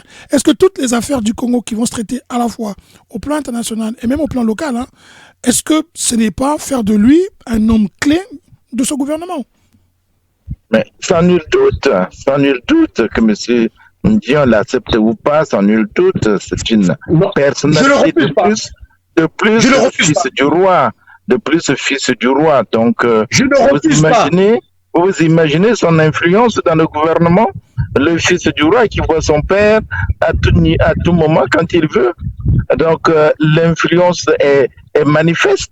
Déjà avec Colin Makosso et plus tous les baroudeurs qu'on a maintenus au gouvernement, comment voulez-vous que ce fils du roi puisse venir tout simplement pour assister? Non, il est là pour peser de tout son poids et il va le faire, et il va s'accaparer du tout, parce que, voilà, c'est un monsieur qui va s'accaparer du tout, parce qu'il est venu là pour préparer son entrée, enfin, sa prise des fonctions plus haut niveau. Donc, faut pas se leurrer, faut pas raconter n'importe quoi. Je ne suis pas dans un procès. Je ne suis pas dans un procès. Monsieur, je vous ai écouté, monsieur Dion, je vous ai écouté parler. Je vous ai pas interrompu alors que je voulais bien vous interrompre parce que vous avez dit des choses franchement assez aberrantes lorsque vous il a dit des choses pour défendre pas aberrantes. Il a dit des choses qui n'étaient pas... C'était politique. Son discours est politique. Oui, mais en politique, on peut dire des choses aberrantes. Ça ne veut pas dire que... Oui, je vous dis, M. Gaïno, c'est un homme clé, je suis d'accord avec vous, mais il n'est pas le seul dans le gouvernement. Il est clé, oui. Il n'est pas le seul. Il n'est pas le seul, mais c'est le fils. Mais c'est le fils du roi. C'est le fils du roi. Donc on sait, tout le monde sait comment cela se passe dans tous les pays du monde entier quand vous avez un ministre qui est le fils du roi. Alors, donc qu'on ne nous trompe pas, M. Sassou est en train de préparer son fils pour sa succession et il lui donne un poste bien taillé pour qu'il puisse effectivement faire ses dents, faire ses dents. Voilà. Et ça, personne ne peut mettre un doute là-dessus, à moins d'apporter des preuves contraires. Monsieur Gaïno, moi je vous pose la question. Mais qu'est-ce qui fait que, avec que lui, le fils, avec des frères de compétences, comme dit monsieur Ndian plutôt, qu'est-ce qui fait que lui, il va émerger par rapport aux autres? Parce que même si on ne reconnaît pas ses compétences, ce qui est un peu le propre des Congolais qu'on reproche souvent, il faut bien qu'il ait quelque chose qui fasse sa particularité. Vous qui êtes politologue, qu'est-ce qui fait sa politologue? Qu'est-ce qui fait qu'il émerge par rapport aux autres frères? Mais ce qui fait qu'il émerge par rapport aux autres fratries, quoi, tu veux parler de ses frères? Oui, parce que oui, bien sûr, on parle des frères. Hein. Oui, mais ce qui fait, d'ailleurs, le choix porté par M. Sassou, c'est pas un choix du hasard. Il connaît la personne, il connaît tous ses enfants. Il sait en qui il place sa confiance. Donc, je crois que Monsieur Sassou, en choisissant son fils Christelle, il a des raisons à lui que nous ne pouvons pas imaginer. Mais vous pouvez analyser. En tant que politologue, vous n'analysez pas, vous dites pas. Oui, mais on peut analyser. C'est subjectif. On peut analyser, on peut tout dire. Mais ce qui est vrai, c'est que quand on choisit un fils, écoute, les critères sont connus. Il y a la confiance. Et pour M. Sassou, j'exclus la compétence. Mais il y a aussi le charisme. Bon, pour lui, c'est peut-être son fils qu'il juge plus charismatique que les autres. C'est peut-être aussi le fils qu'il juge plus apte à assurer cette responsabilité qui n'est pas la moindre. Être chef de l'État, tu vois, oui. On n'est pas chef de l'État. C'est pour ça qu'il le place à un endroit où il va maintenant se faire connaître au niveau international. Oui. Donc, c'est un choix porté sur ces critères-là pour moi. Oui. Ce n'est pas d'autre, ce n'est pas la compétence, c'est tout simplement la confiance et puis d'autres aspects purement subjectifs qui se passent entre le père et le fils que nous ne connaissons pas. Oui. On les a déjà vus ensemble, hein. On le voit souvent quand Christelle va le voir. Il faut voir comment ils se parlent, comment ils sont ensemble. D'ailleurs, on se souviendra que la librairie du Congo qui était à Paris, qui avait été achetée par, comment il s'appelait, monsieur, j'oublie même son nom, ça va me revenir. Cette librairie-là, lorsqu'il a vendu, c'est Christelle qui l'a rachetée. Christelle l'a racheté pour justement faire promouvoir déjà son image. Donc, la promotion de l'image de Christelle a commencé depuis très longtemps. Pour ceux qui ne le savent pas, quand on voyait la librairie du Congo, qui avait été mise en place par Pigas, comment il s'appelait, Pigas, ou je ne sais plus comment il s'appelait ce monsieur-là. Pigas, voilà. Bon, c'était d'abord au départ, c'était pour faire la promotion de M. Sassou lui-même, et c'est en France. Et puis après, il a cédé, et c'est son fils qui a acheté cette librairie-là pour continuer justement à faire sa propre promotion. D'accord. Alors, vous voyez que c'est des choses qui datent depuis très longtemps, qui sont méditées, qu'on voit venir, D'accord. Mais alors, il n'y a pas de doute. Monsieur Ndion, pour vous, c'est un hasard, c'est un citoyen comme tous les autres. Il a fait preuve, il a fait ses preuves, il a fait ses preuves avant. Son expérience professionnelle, elle parle pour lui. Donc, au niveau national, on aura besoin de lui. Ça, c'est ce que vous pensez, vous dites. Bon, je ne dis pas que c'est un hasard. Par contre, je dis que il y a un certain nombre de critères qui sont des critères objectifs et des critères subjectifs dans tous les choix. Il y a toujours une partie objective, une partie subjective. La partie subjective, c'est la partie sentimentale, c'est son père, c'est son fils, voilà. Mais par contre, il y a la partie objective. Il y a des critères qui sont objectifs, qui ont permis de le choisir. C'est un intellectuel. Ok, il a une formation militaire, il a une formation intellectuelle et universitaire. C'est un cadre du Congo, c'est un cadre du Parti congolais, membre du bureau politique. Il a fait ses preuves sur le plan professionnel au niveau de la SNCS là-bas, et puis il a fait ses preuves également au niveau social et humanitaire. Bref, moi je pense qu'en tant que Congolais, l'État l'appelle pour travailler, ou quand vous dites son père l'appelle pour travailler, pour mettre ses compétences au service de la nation, il n'y a pas de problème à ça, c'est pas un problème pour moi, ça ne me gêne aucunement, quelles que soient les raisons pour lesquelles, voilà. Mais non, c'est normal, M. Gaïno, c'est un analyste politique qui a une position que je connais, c'est tout à fait normal qu'il puisse lui prêter des intentions pour dire que non, c'est une préparation en vue de succéder à son père, etc., etc. Mais ça, on l'entend partout à longueur de journée. Et ça, M. Denis Sassou Nguesso sait très bien qu'il est président d'une république, qu'il n'est pas président d'un royaume, il le sait très bien. Donc, tout ce que vous dites là, que non, il est en train de préparer son fils. Pour faire il est empereur, M. Ndion. Il est empereur, et puis... Erreur, M. Ndion, c'est pas moi qui le dis. Et puis, deuxièmement, moi, je pense que lorsqu'on prépare quelqu'un, il y a des préalables. Les préalables sont là. Moi, je vous en ai parlé. Je vous ai parlé de la bibliothèque de Paris, ici, qui avait été mise en place par Pigasse pour la promotion de Sassou lui-même. Et après, maintenant, on l'avait cédé à son fils. Ce sont des préalables. Bon, vous avez la nomination, le poste qu'il occupe, c'est aussi un préalable. Vous voyez, donc, vous ne détruisez pas ces arguments-là. Alors, mais écoutez, quand vous dites, moi, ce que je veux dire, c'est sur la base des arguments et des constats que l'on ne peut pas nier. N'importe qui suit la politique congolaise voit déjà ce qui se passe. Même quand on sait les commentaires des journalistes, de la presse, tout le monde dit la même chose, que M. Sassou l'amène là pour sa succession. Nous savions qu'au Congo, il n'y a pas de démocratie, donc ce sera... Non, voyons. Oui, ne soyez pas excessif. Ne soyez pas excessif, M. Gaïlo.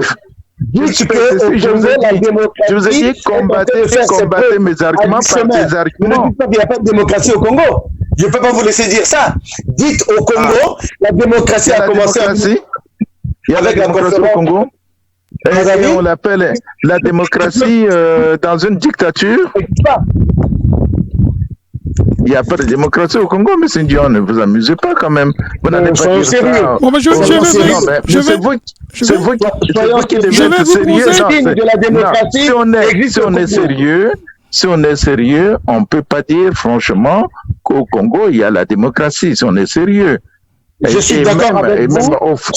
Dites-moi qu'au Congo, la démocratie reste encore perfectible. La démocratie n'a que 30 ans. Je suis d'accord. Parce que il n'y a pas de démocratie. Vous parlez de la démocratie avec un œil européen, alors qu'en France, nous avons plus de 150 ans de démocratie, aux États-Unis de plus de 200 ans de démocratie. Mais nous venons juste de commencer en 1990-92 là, la démocratie au Congo. Enfin, je parle de la démocratie pluraliste, avec une multitude de partis politiques. Bon, donc elle a encore du chemin. Mais vous ne pouvez pas dire comme ça là aux auditeurs de la grande radio Bakambi que non, au Congo n'a pas de démocratie. M. Ndion, s'il vous plaît, M. Ndion. Vous ne pouvez pas définir la démocratie tout simplement par l'existence des partis politiques. Et encore, quel genre de parti politique? La démocratie, elle se définit aussi par rapport à la liberté d'expression que nous n'avions pas. La démocratie aussi, puisque nous avions des prisonniers politiques. Donc, vous ne serez jamais d'accord. Vous niez la réalité. Vous n'allez pas. Excusez-moi. Je suis à Brazzaville, je vous dis qu'il y a des journaux de l'opposition. S'il vous plaît, on peut s'écouter. Parce que là, vous n'allez pas de l'opposition ici. Il y a des prisonniers politiques. Vous n'allez pas à longueur de journée. Monsieur Gaïno et Monsieur Dion. Je vous dis, Monsieur Gaïno, Monsieur Dion. Vous êtes en Europe, là-bas, c'est trop loin. Monsieur Dion. Vous ne voyez, vous analysez l'économie congolaise, le pays, la situation politique congolaise à travers les réseaux sociaux. Okay. Moi, je suis à Brazzaville. Et je vous dis qu'il y a des journaux entiers qui critiquent M. Denis Sassou Nguesso, qui critiquent le gouvernement à longueur de journée. D'accord. Ils sont là, on ne les a pas mis en prison. D'accord, on ne me parlait pas des gens. Monsieur Ndion, Monsieur Gaïno. D'accord, Monsieur Ndion et Monsieur Gaïno, s'il vous plaît. Oui. On va terminer parce qu'on avait promis aux auditeurs qu'on serait très court, mais avec les problèmes que nous avons eu avant de démarrer. Moi, j'aurais une dernière question à vous poser, et c'est ce qu'on me pose comme question. Le Congo a connu près de 5 présidents, et les 5 présidents, le seul qui a mis ses enfants en politique, c'est le président Sassou. Qu'est-ce que pour vous cela veut dire? Puisque les prédécesseurs n'ont pas du tout impliqué leur famille ni leurs enfants dans la politique. Pourquoi le président Sassou, lui, voilà, ça se fait? Est-ce qu'il a une autre vision? Est-ce que c'est plus pragmatique? Est-ce qu'il est plus proche de la réalité que ne l'auraient été ses prédécesseurs? Alors, je vais être court là-dessus, hein, parce que vous savez, les autres présidents, les anciens présidents, vous avez bon, non, on ne va pas commencer par Rigolo parce qu'il n'a pas eu d'enfant, mais M. Massamba Deba, officiellement, même sa femme n'était pas connue. Et un chef d'État, c'est celui qui dit « Je suis élu par le peuple, mais c'est pas ma famille qui a été élue. » Et donc, il écarte sa famille, il laisse sa famille de côté. On a vu ça avec le défunt Marengwabi, ou moi qui ai fait classe même avec ses nièces venaient à l'école à pied, hein. C'était rare de les voir dans les voitures. Bon, donc, vous avez des gens qui savent faire la distinction entre l'État et les affaires personnelles, mais vous avez aussi vu le cas de Yombi, hein, c'était pareil. On voyait pas Madame Yombi partout, ou ses enfants partout. Mais nous sommes arrivés à cet empereur qui est arrivé, qui a pris le pouvoir, mais qui s'éternise et qui a privatisé l'État. Le pays est devenu son entreprise. Et donc, on assiste que lorsque le chef d'entreprise meurt, ben, c'est son fils qui remplace. Voilà ce qu'on est en train de vivre. Le Congo est devenu l'entreprise de M. Sassou.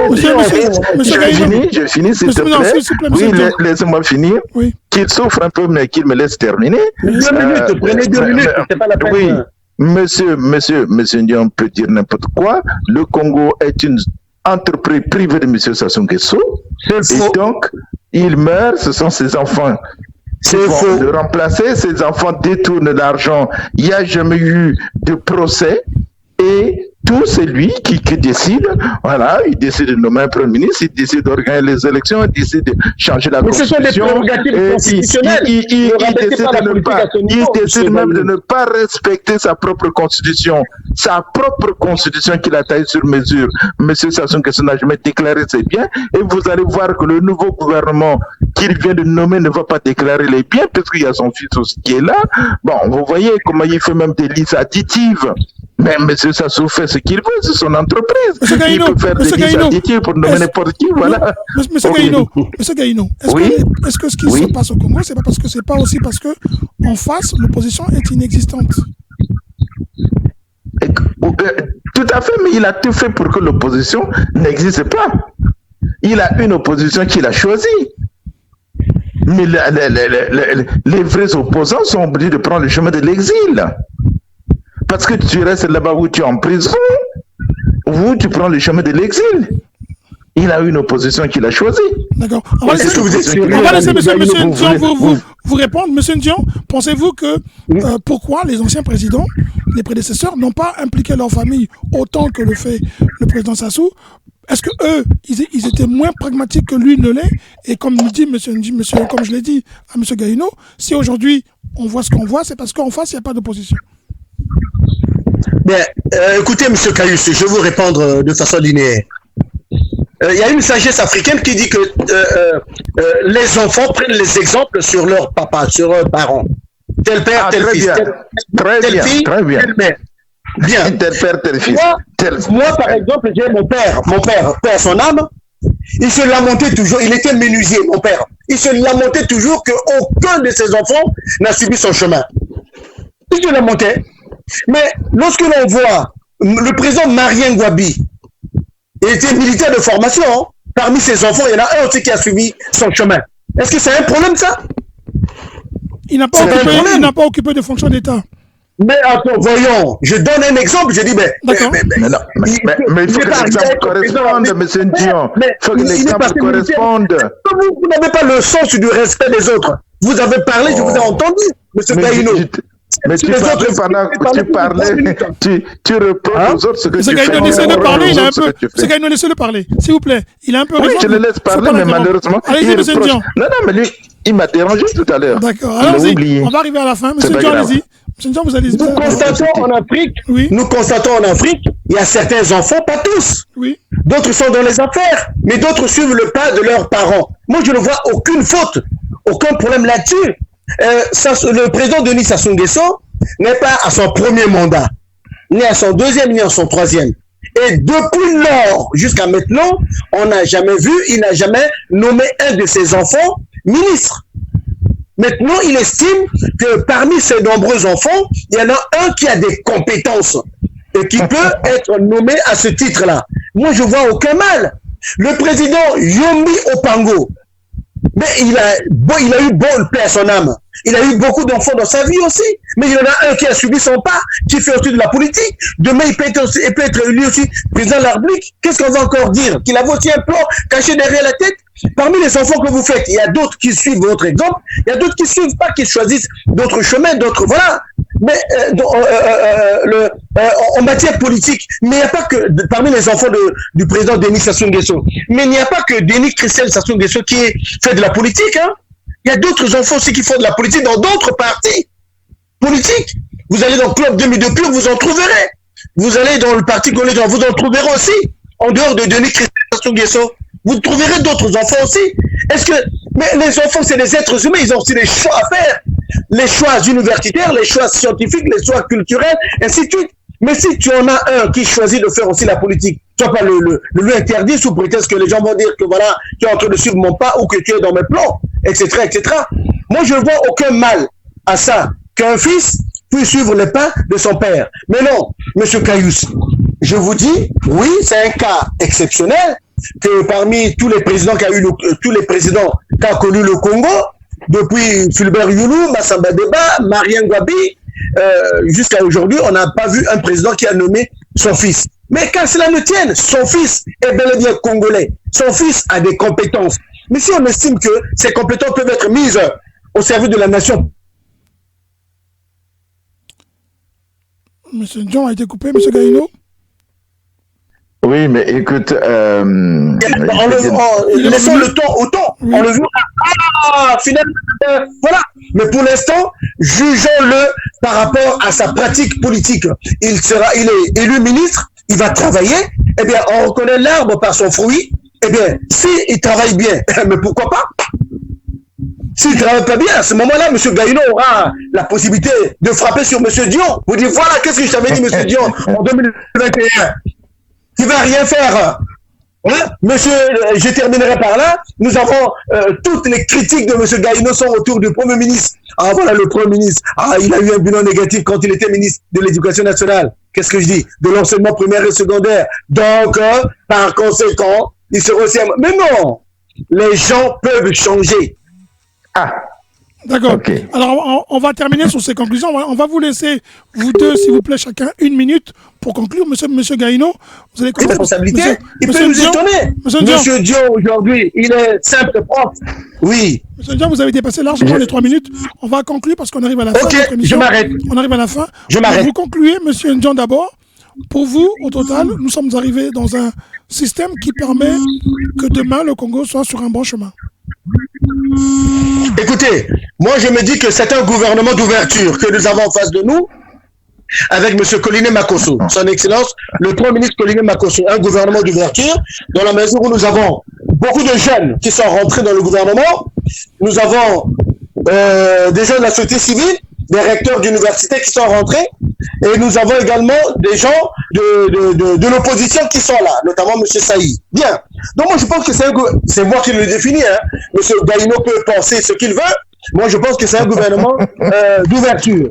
Par ailleurs, c'est un gouvernement aussi de technocrates, parce que les gens qui sont là, ils ont des compétences, ils connaissent leur métier, ils maîtrisent leur métier, et donc à mon avis, je reste optimiste qu'ils vont faire du bon travail. S'il y a la culture du résultat, s'il y a l'obligation du résultat, s'il y a un contrat de performance entre les ministres et leur Premier ministre, M. Anatole Collinet Makosso, je pense qu'ils pourront faire du bon travail. Si les deux chambres font leur boulot aussi de contrôle de l'action gouvernementale, notamment le Sénat et l'Assemblée nationale, je pense que s'ils ne travaillent pas bien, on peut les sanctionner. S'ils travaillent bien, on les reconduit. Moi, je reste optimiste. Je vais les analyser par rapport aux résultats qu'ils vont produire. Voilà. D'accord. M. Gaïno, vous n'êtes pas optimiste, vous êtes pessimiste. Est-ce que c'est de mauvaise foi ou alors vous êtes plus pragmatique que ne l'est M. Ndion? Je dirais pas pragmatique ni optimiste. Je dirais tout simplement que le constat, il est là. Monsieur Denis Christel Sassou Nguesso est poursuivi pour des affaires multiples sur le détournement de fonds publics, les biens mal acquis, beaucoup de choses.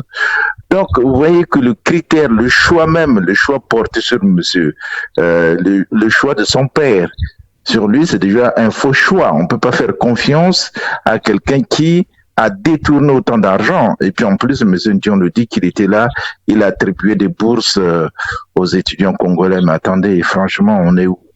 Vous voyez, donc moi, ce qui m'étonne, c'est quand nous faisons les analyses.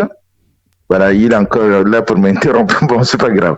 Mais tout simplement, ce qui m'étonne, c'est que je crois pour l'amour de notre pays, nous lui devons de la vérité. Il faut qu'on dise les choses telles qu'on le voit et non faire la démagogie. Parce que, le Congo n'est pas un pays démocratique, ça tout le monde le sait, c'est une dictature. Et ce n'est pas parce qu'il y a des partis politiques qui existent que le Congo est un pays démocratique. Deuxièmement, le Congo est un pays aujourd'hui empêtré qui se trouve dans des dettes insurmontables et qui, voilà, on a aujourd'hui des fonctionnaires, des retraités, des étudiants qui ne sont pas payés. La preuve en est que la manifestation même de ce qui s'est passé à Pointe-Noire est une preuve. Comment on peut tabasser les gens librement sans qu'il y ait après une enquête qui soit menée, des policiers qui soient arrêtés. Comment on peut tuer un enfant dans un commissariat sans qu'il y ait des enquêtes? Voilà ce qu'on appelle un pays démocratique, c'est ça la définition d'un pays démocratique?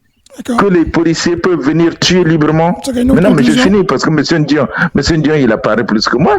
Mais je vais tout simplement, c'est là que je veux montrer aux gens que le Congo n'est pas un pays démocratique, parce que dans un pays démocratique, lorsqu'il y a des crimes qui sont commis dans les commissariats, on mène des enquêtes. Lorsqu'il y a une manifestation et que les gens sont tabassés, on mène des enquêtes. Au Congo, ça n'existe pas. Donc, il y a beaucoup de critères. Ce n'est pas parce qu'il y a des partis politiques. Voilà. Alors, donc, pour les Congolais, je pense que... S'il vous plaît. Oui, je conclue en disant que malheureusement pour les Congolais, ce gouvernement qu'on vient de nommer ne donne aucun espoir. Ne donne aucun espoir. Et on commence déjà à le vivre. Et plus l'endettement insurmontable du Congo ne donne aucun espoir non plus pour ce gouvernement lui-même. Ceux qui ont accepté d'aller dans ce gouvernement-là, c'est tout simplement par simple ambition et non pour sortir le pays de son marasme économique. Et je crois que nous avions encore, M. Ndion un jour le dira, nous avons encore de mauvais jours à vivre jusqu'à ce que son fils prenne la relève. Le Congo va toujours taper, il sera toujours là dans la boue et on va le traîner avec tout ce qu'on est en train de vivre. On n'est même plus considéré comme un vrai pays. Donc, avec des ministres additifs, des listes additives, beaucoup de choses, on ne peut même pas les dénoncer. Vous voyez comment fonctionne ce pays-là? Quand il dit c'est une entreprise, mais j'ai eu une raison de le dire, ça se démontre. Monsieur Gaïno, votre conclusion, s'il vous plaît. Voilà, donc je conclue tout simplement en disant, que nous avions devant nous encore une montagne à soulever qu'on n'arrivera pas peut-être. Comme tu l'as dit, l'opposition qui a été choisie par lui-même n'existe pas. Donc voilà, on a de... Attendons le pire. D'accord. Alors, Monsieur Gaïno, merci pour votre conclusion. Et Monsieur Ndian, je vous remercie. Nous nous retrouverons donc la semaine prochaine pour d'autres sujets d'actualité. Comme vous savez, comme vous l'avez vu, nous avons changé de formule. Nous essayerons de tenir le cap de 1 heure, pas plus, pour pouvoir garder l'attention des auditeurs et auditrices. Merci beaucoup, Monsieur Ndian. Passez un bon séjour et puis à très bientôt sur nos antennes. Quand vous arriverez en France, dites-nous bonjour. Monsieur Gaïno, au revoir et bon week-end à vous deux. Merci beaucoup. Bonsoir et merci à vous. Merci. Salut. Au revoir. Salut.